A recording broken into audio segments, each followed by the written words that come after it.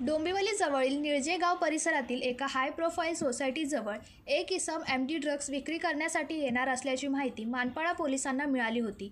या माहितीच्या आधारे मानपाडा पोलिसांनी निळजे गाव येथे सापळा रचला। याच गावातील तलावाजवळ एका रोडवर एक परदेशी इसम संशयास्पदरित्या फिरताना पोलिसांना आढळला। मानपाडा पोलिसांच्या पथकाला संशय आल्याने त्यांनी तात्काळ या इसमाला ताब्यात घेतले।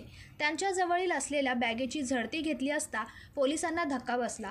त्याच्या बॅगेत एकूण 1 किलो 51 ग्राम मॅफेड्रॉन म्हणजेच एमडी ड्रग्ज आढळून आले। या ड्रग्जची सुमारे 2 कोटी 12 लाख इतकी किंमत आहे।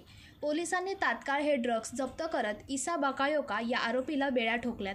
तपासादरम्यान इसा बकायोका हा मूळचा दक्षिण आफ्रिका येथे राहणारा असल्याची माहिती समोर आली आहे। तो सध्या डोंबिवली निळजे गाव परिसरात राहत होता। इसा बकायोका याने हे ड्रग्ज कुठून आणले, तो ड्रग्ज कोणाला विकणार होता याचा तपास मानपाडा पोलीस करत आहेत।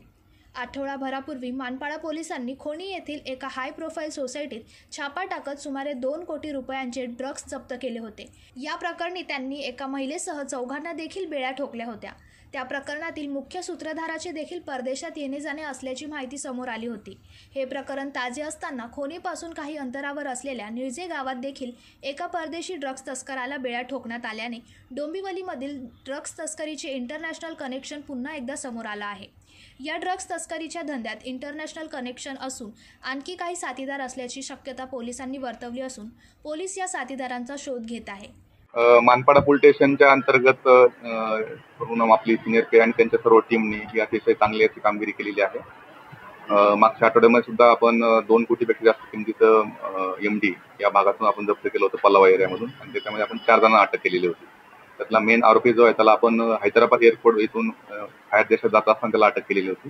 त्याच्यामध्ये सुद्धा आता त्या आरोपीकडून त्यांनी चोरी केलेली गाडी बेंगलोरवरून ती आपण जप्त केलेली आहे, आणि त्याच्याकडून सुद्धा आपण परत एमडी त्या गुन्ह्यामध्ये आपण जप्त केलेला आहे।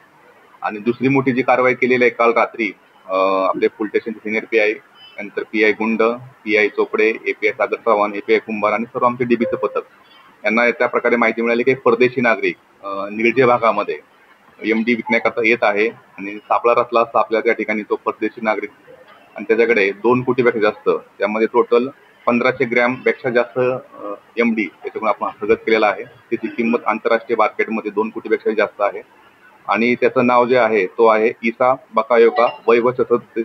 त्याचं जे मूळ त्याचा रहिवास आहे तो आयव्हरी कोस्ट या आफ्रिकन कंट्रीमध्ये तो राहतो।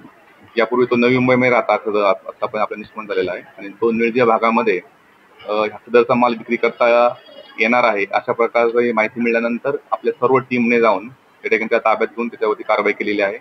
आता ही पूर्वीच्या गुन्ह्यामध्ये आपण 4 आरोपी आणि आताच्या ह्या गुन्ह्यामध्ये 1 आरोपी, जवळजवळ 4 कोटीपेक्षा जास्त एमडी ह्या मागच्या 8 दिवसामध्ये आपण या पूर्ण निळजे आणि पलावा या भागातून आपण हस्तगत केलेला आहे।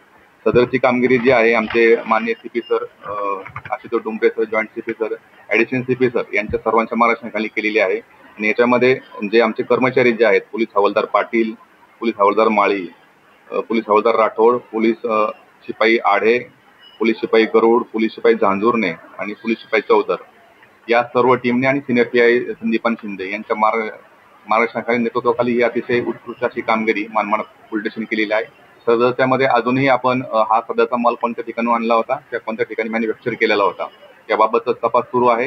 निश्चित त्याच्यामध्ये इतरही आरोपी निष्पन्न होऊ शकतात। त्याचप्रमाणे हा सगळा सप्लाय जो आहे आपल्याकडे जो आतापर्यंत माल मिळत आहे कुठून येतो, कशा प्रकारे या ठिकाणी त्याचं डीलिंग केलं जातं याबद्दलचा आमचा तपास सुरू आहे। Bureau report, Janshakti, Dombivli.